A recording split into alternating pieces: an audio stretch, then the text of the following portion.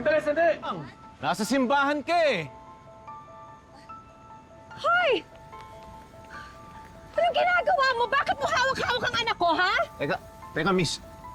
Hindi na... Kinikidnap niyo yung bata, no? Ano? Kinikidnap namin? Teka, miss. Nagkakamali kayo. Niligtas ko nga yung anak nyo eh. Baka hindi nyo namalayan gumulong yung stroller dito. Muntik pa masagasaan ang sasakyan. Anong pinagsasasabi mo? I didn't see anything. Siguro kinuha niyo yung anak ko nung hindi ako nakatingin. Kami pa ngayon yung masama? Kung sana binabantay mo yung bata dahil muntik na siyang maaksidente. Don't you dare tell me how to raise my daughter.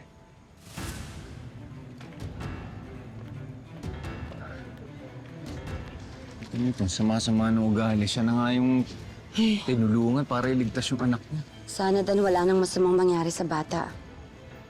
Oo, sana nga, Emma. Ayos ka lang ba? Hindi ka na.